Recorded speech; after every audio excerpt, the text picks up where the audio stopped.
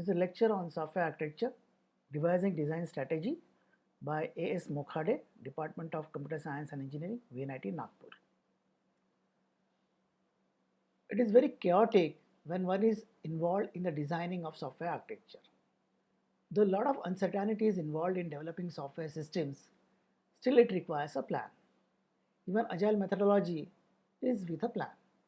But let me tell you, the Agile Manifesto is saying that responding to change over following a plan, this planning is collaborative leadership style planning rather than top-down management planning. It empowers teams to plan and make decisions. It also leverages collective knowledge and experience. You can look into the link given in the description of this lecture for difference between agile planning and traditional software development planning. So it is this planning mindset we are talking about. If planning is done with a design strategy, we can handle the uncertainty in better fashion. Now many complex problems can be solved using design thinking that we have seen earlier. It is also true that in the first attempt, we are not going to get the perfect solution. That also we are aware of. And architecture testing won't be possible till we implement the system. But as we design, we can always use incremental development approach to test the pieces of architecture. For this focus of attention on architectural development, the different mindsets we talked in the last lecture and the think, do, check cycle can help us. In the last lecture, we learned about design thinking with emphasis on rules for it. We also learned about how to use design mindsets. In today's lecture, we are going to discuss choosing the design mindsets for this software architectural development. This is more from the broader design strategy. So let us begin. But before that, there is one quotation given here. The essence of strategy is choosing what not to do. It is by Michael Porter, an American academic known for his theories on economics, business strategy and social cause. So if you look at this quotation and we see our architectural development, we are seeing here is relevant from the point of view that in incremental approach, we must know what not to do in that iteration by prioritizing the architectural requirements. So let us begin to know what to do and what not to do too.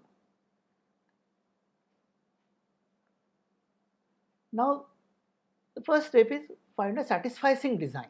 What is this satisficing design? Normally on rational basis, before going in for architectural design, we'll go in for fully defined problem. Fair enough.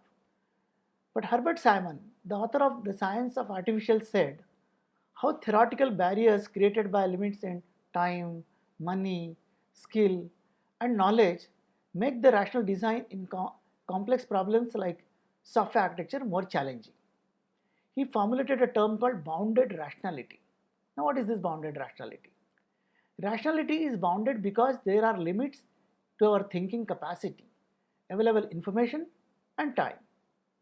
So design an architecture which satisfies by managing the barriers created by limits in time, money, skill and knowledge rather than going in for optimal design through rationality. Instead of make a satisfactory and sufficient design or satisfying design as per our needs. Yes, this will be as per our needs. Does it involve pragmatism? Maybe yes, we can say that. Why look at the software as design optimization problem with bounded rationality? So this bounded rationality we are going to use for satisfying design. So by emphasizing certain activities, we can achieve satisfying design. These activities may be like treat solutions as experiments, focus on reducing risk, work to simplify problems, iterate quickly to learn quickly, think about the problems and solutions at the same time. So these 5 activities we can look into for satisfying design, and we'll look into details of each activity one by one.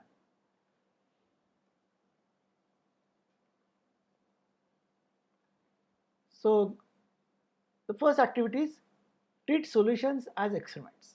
What it involves?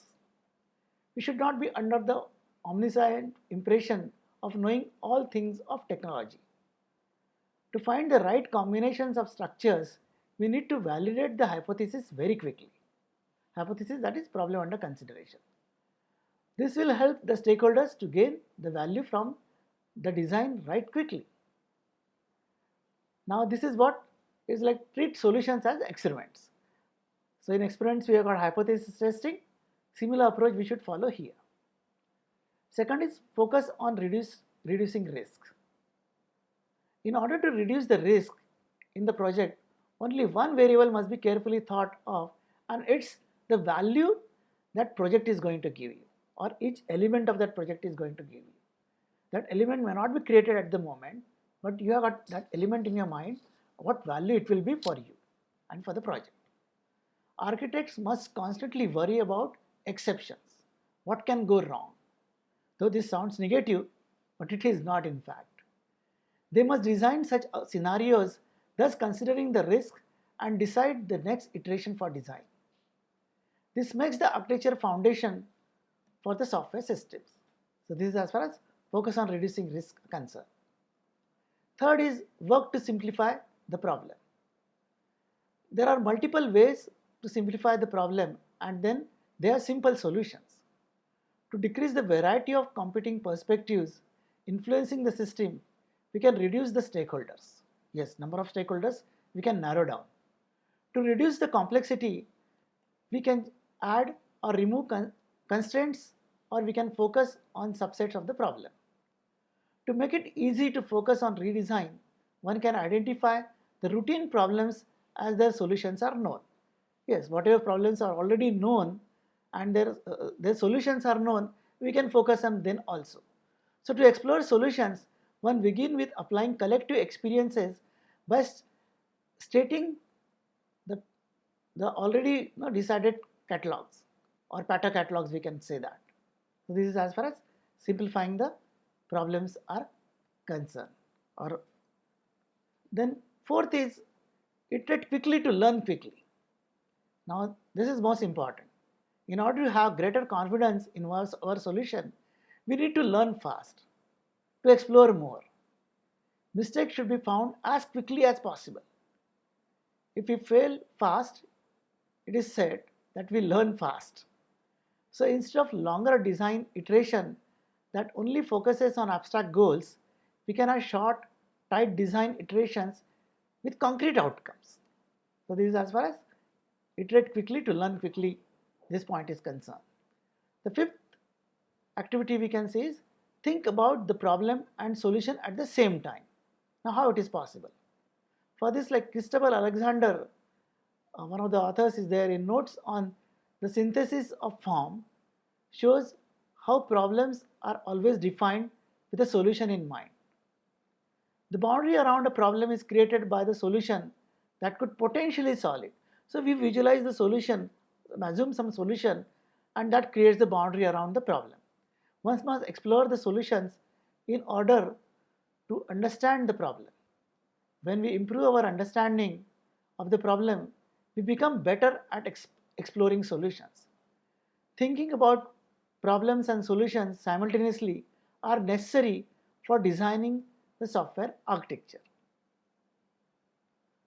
Now, all this does not mean we suddenly become irrational architects. We still need to do some design works upfront, as architecture is the foundation of every software system. We have to decide how much the architecture should be designed upfront and how much should be allowed to emerge over time. To instill confidence in our stakeholders, we must select design strategy early in software systems lifecycle and decide how we want to grow the architecture. So this is as far as these activities are concerned. Now the next is what we are designing upfront, or decide how much we should design upfront. Designing architecture upfront reduces the cost of rework in future. Now this is another important point here, because rework consumes a lot of time and it creates frustration also. But we must understand that other factors which delay implementation, for example, time spent on planning architecture. Now this many times wastes a lot of time. This ultimately delays the potential value for the stakeholder. But if this planning is done in a traditional way, then it is a waste of time. In future, it may lead to more changes in the architecture if we spend no time upfront on the architecture. We don't create any architecture early, then it will lead to many changes in the architecture. By that time, you may develop some parts of software system, some may go waste.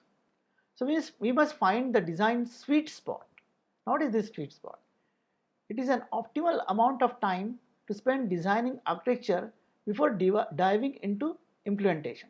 So before we begin the implementation, we must design that much architecture which we can start with. This is what is this design sweet spot means. This depends on the software system size and the requirements variability. Every software system has a design sweet spot. Now what is this design sweet spot? That we'll see. Now find the design sweet spot. For this purpose, we look into Barry Boehm in his Architecting How Much and When talks about factors to the overall project schedule. In order to find sweet spot, he accounts both design costs and the rework required. So it has taken two factors. One is design cost and other is rework required. Together they complete the software system or complete the software system. Rework is inevitable. He lists the combination of development time, architecture planning, and rework as major contributing factor. He includes activities such as fixing design defects, rewriting code, and undoing mistakes in the rework. He found that the size, requirements, volatility, and complexity are the major factors on which the architecture sweet spot is highly dependent on. We'll look into how these three factors can use in estimation of software efforts. So we see in that development time and architecture and risk reduction time plus rework time like fixing defects, rework, rewrites, mistakes, etc. is total project time. And out of this total project time, we have to look at the design sweet spot which will allow us to develop that much architecture which is essential at that moment of time or for that particular iteration. Then after that, we look at this graph. Now this graph is talking about amount of rework versus time invested in software development. Now rework decreases as more time is invested in architecture planning. The solid green line there represents the sum of architecture design efforts, that is dash blue line, and the cost of rework, dotted orange line. Now in this graph, it is all given. Now in this graph there are diminishing returns as it is spending less than about 20% of the original project schedule on architecture. But as the investment in architecture increases, the amount of rework decreases. The total project schedule increases. Similarly, the amount of rework increases when one spends less time on architecting, and it further creates longer overall project timeline. Now let us see how we can analyze sweet spot movement. So that is what we are going to analyze in the next slide.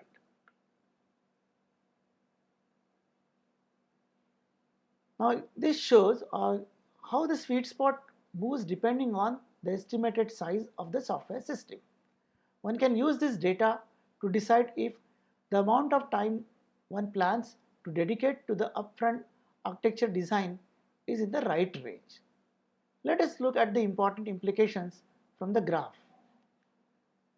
The bigger the software system, the greater the benefits you'll reap from upfront architecture design.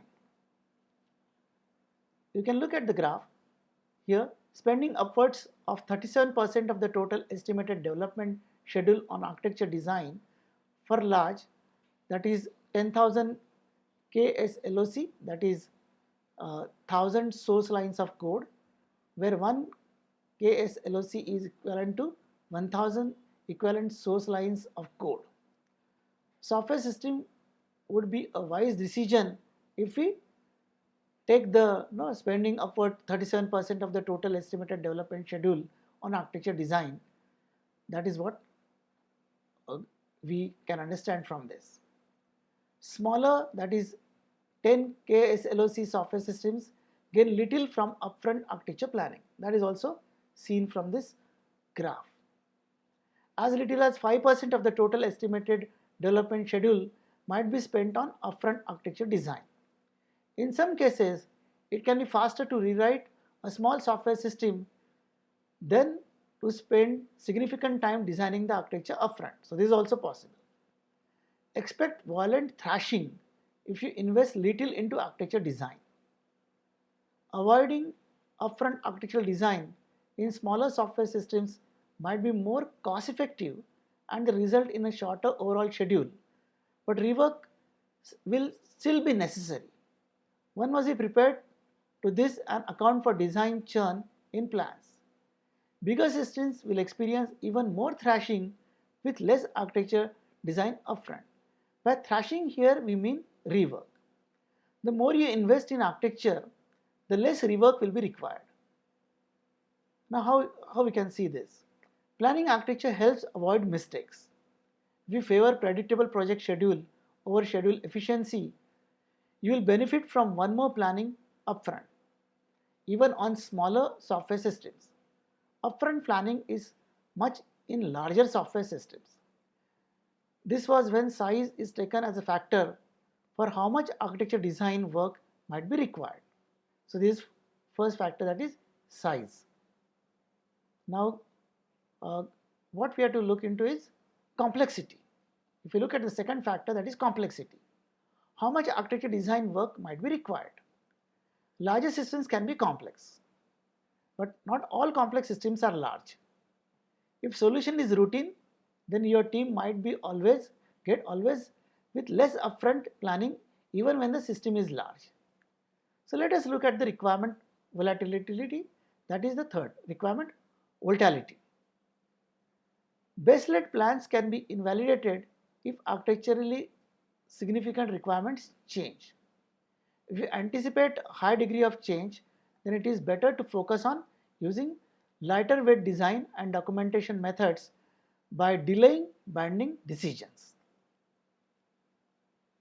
So credit goes to Boehm for giving us general idea for how much time to spend on architecture design, but we still don't know when to do design work or when to adopt different design mindsets introduced in design thinking fundamentals.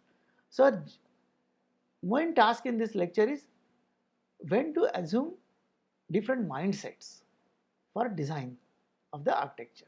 That is what we are going to look into this lecture.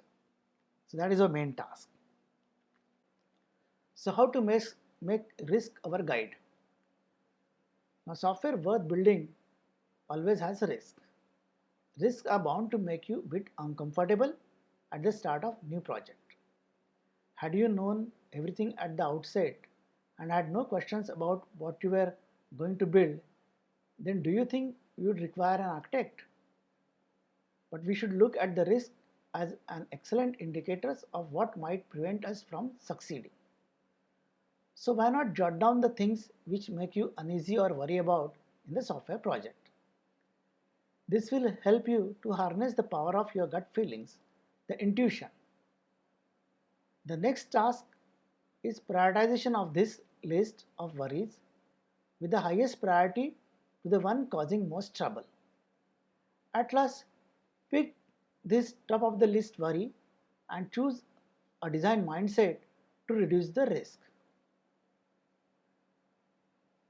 It's good to begin with the gut feelings, but solely depending on the gut feeling won't help either. It needs to be backed up by some evidence, data, facts, etc., indicating the clarity about the risk.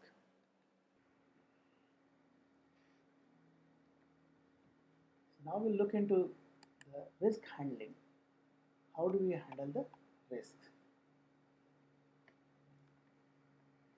Identify conditions and consequences for handling this risk. How do we identify this, and what are these conditions and consequences? So before that, let us look into what is a risk. It is something which is bad for the project and uh, might happen in future.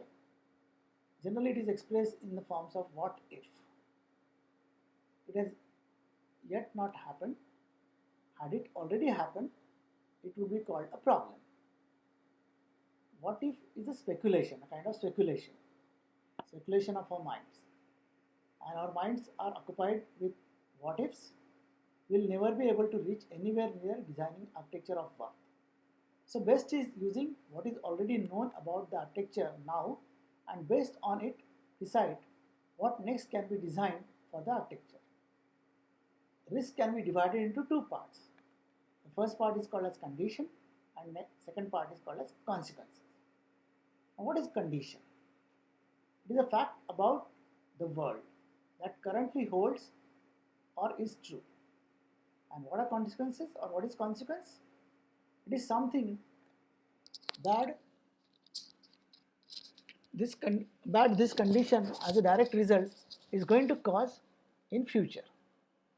We can use a template from a construct for designing or construct for describing software development, that is condition, might, consequence. This is a template and this is given by David Glutch in document from Software Engineering Institution. So one of the document talks about this template.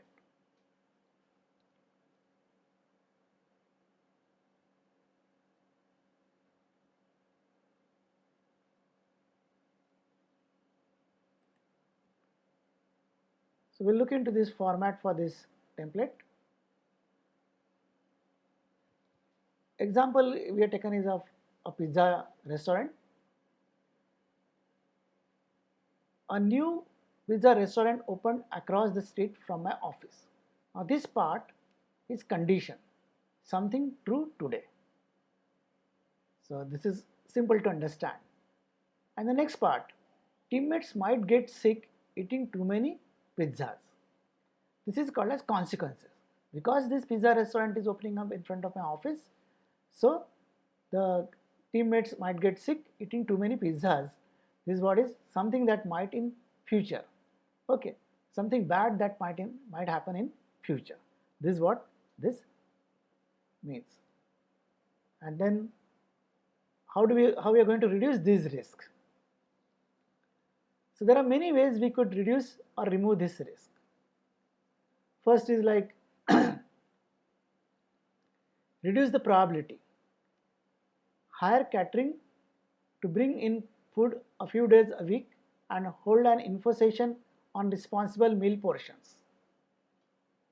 So this is sort of preaching kind of way of handling the risk. Reduce the impact. Keep a supply of antacids in the office. So medicines can be kept in the office so that the after effects can be handled. So this is another way of reducing the risk. The third way of reducing the risk could be push out the time frame of the risk.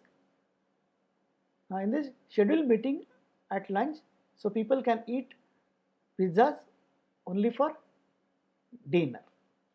This is a third way of handling the risk. Fourth is remove the condition itself. A slightly costly thing, but still it is one of the options. Move the office to a new location, change the shift schedule so that everyone works at night when the new restaurant is closed. So we are running away from the problem, okay, or the future problem. And the last but not the least, accept it and do nothing. Sometimes people eat too many pizzas. Now it must be watering your mouth also.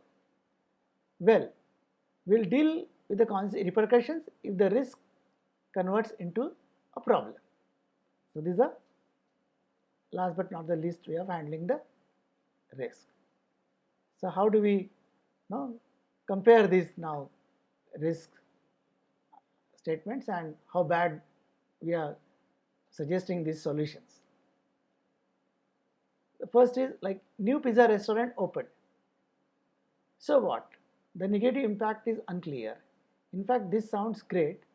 We love pizzas. The team might overindulge in pizzas. This sounds bad, but why should we be worried about this now?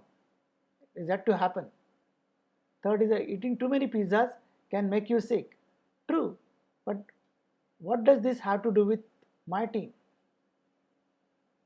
And the last but not the least, if a teammate eats too many pizzas, he or she will get sick.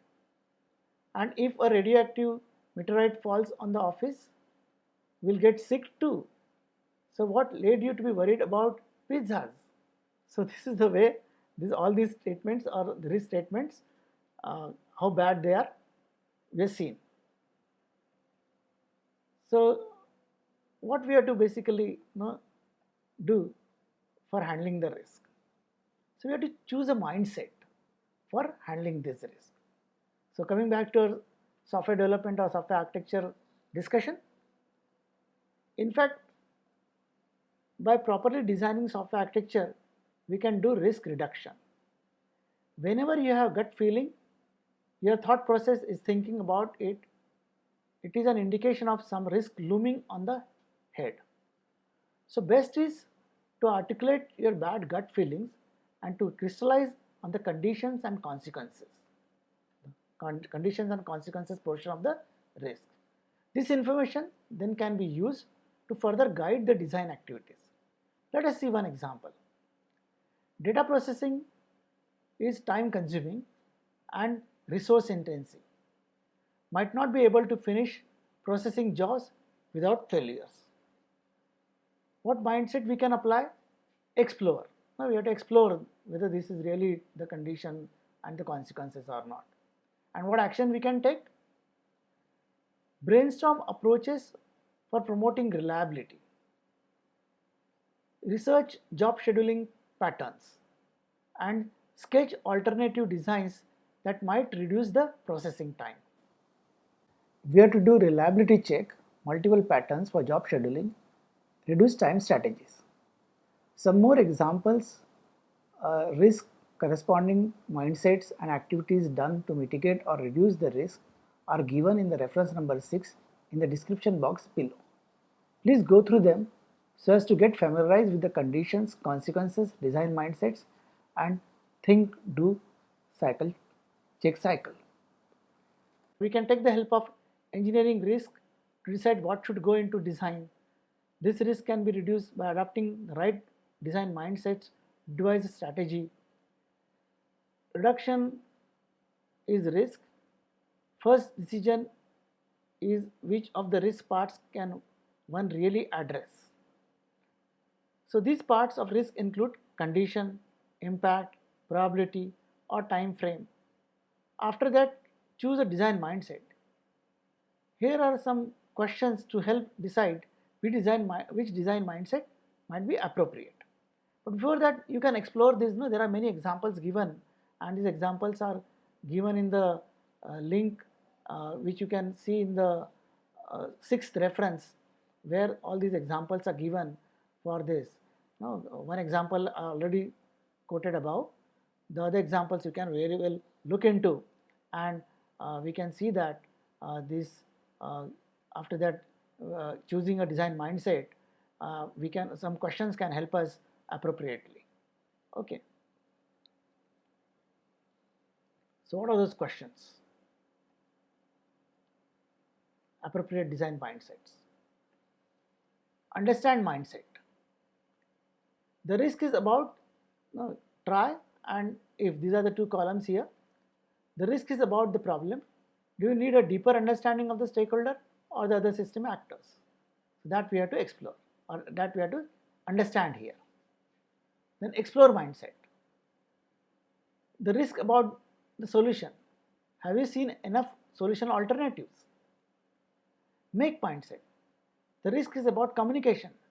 Do stakeholders fully understand design concepts at play, and can they see the architecture so they can make them, because it is about communication.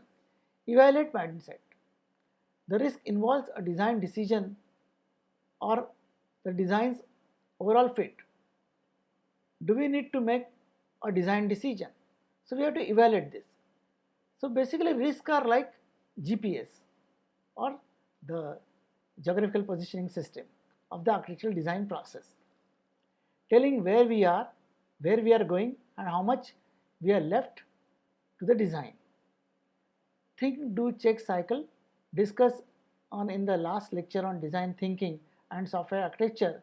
We can analyze risk for applying mindset and use them to decide what to do next applying that mindset. So this is what basically these questions and appropriate design mindsets can help us to tackle the risks. So next is, once risks are reduced, we have to shift to passive design. What do we mean by that?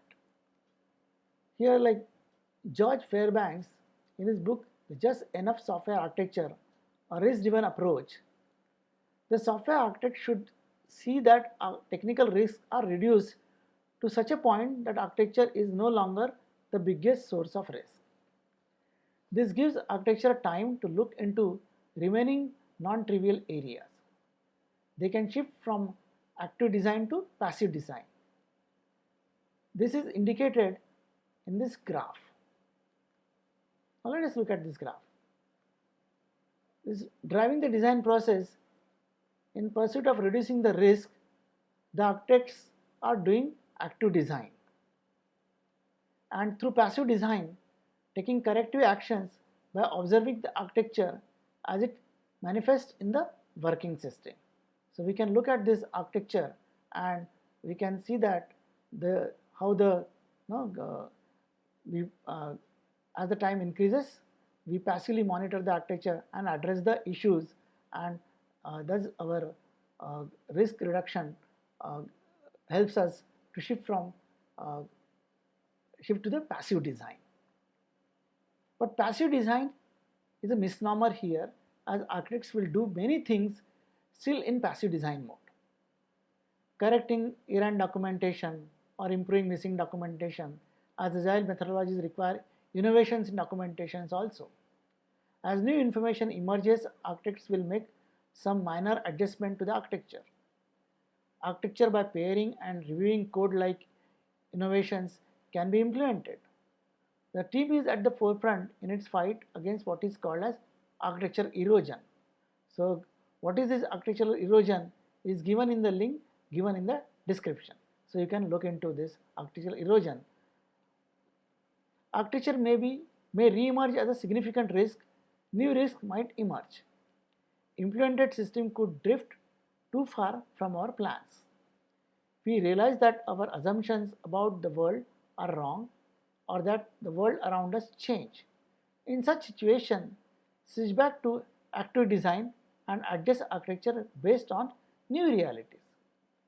With this learning so far on how to use risk, using the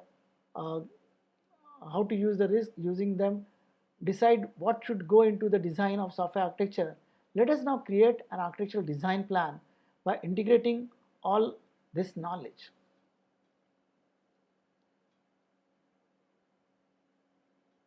Now how we are going to create this design plan for software architecture. How the team will spend their time on building up the architecture, this can be outlined as a general strategy by doing design plan. The question is to be analyzed in this planning are, will we do more analysis upfront? Are we expecting changes later? When do we start writing the code? So these are the three important questions which we can put ourselves before planning begins. Setting these expectations and explaining these details are the hallmark of good design plan. So a plan should basically is answering these questions.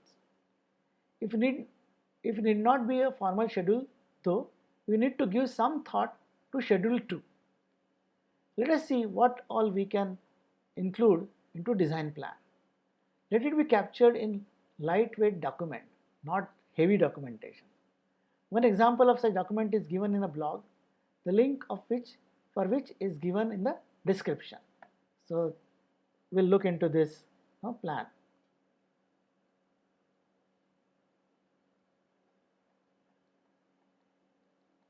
So what should be included in the design plan. The first point is stopping conditions for design. When we are going to stop, that is sweet spot. Will you time box upfront design work, or will you reduce the risk no matter how long it takes? Will you do minimal upfront design before starting to write code, or do you want more of the architecture laid out?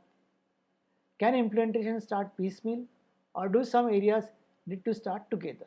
So we can answer all these questions and thereby decide about when to stop, stopping conditions for design. There is no single right answer to this question. Stopping condition depends heavily on the team, stakeholders, and project context. A lot of economic decisions are there involved, administrative decisions are there. So we have to look into this. Then second question is, second aspect is required design artifacts. What we are going to give as deliverables.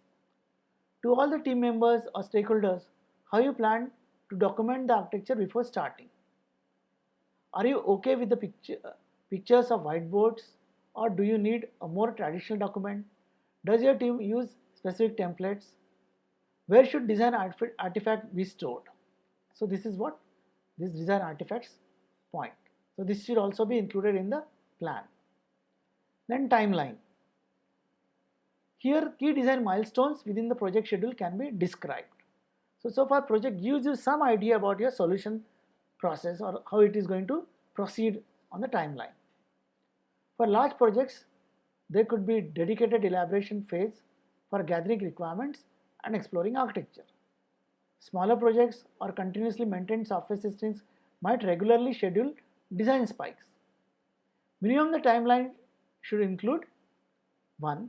Milestones for reviewing architecturally significant requirements, reviewing draft designs, and third, conducting evaluations. It should also include any major workshops with stakeholders. We'll be conducting some workshops for the stakeholders, that also it should include. Call out when you think implementation will start and what is in the scope of early implementation. So this is as far as timeline is concerned. Now the fourth is top risk. What are top risks? Since we are using risk-driven design approach, include the top risk in the design plan as context. Revisit your risk list throughout the software system's life, especially during any upfront architectural design, so that you can again see that has any risk become bigger over the period of time. Then last is notional architecture design. Now this is very important. One can start with a potential solution. What potential architecture you can think about, or what potential solution you can think about. Recall that we need to think about the solution to help us define the problem. So a notional architecture can be a lightweight sketch, just enough to communicate the essence of your initial design thoughts. No standard models are necessary. That is why I used to tell you to maintain journals and jot down the ideas whichever are coming to your mind while any discussions or brainstorming sessions are going on for your projects. Thus, one can spend hours, days, or even months depending on the software system on design. Whatever your timeline horizon, if you use the 4 principles of design thinking given in slide number 14 and focus on finding a satisfying solution discussed in the beginning, then we are right in our approach to working solutions in a timely manner. So this is what we should look into in deciding the design strategy. So here are some references I talked about, and in the last reference I given some of the examples which I talked about conditions and the statements and conditions and the consequences, and what mindset we should select for handling those risks. So thank you very much and wish you all the best.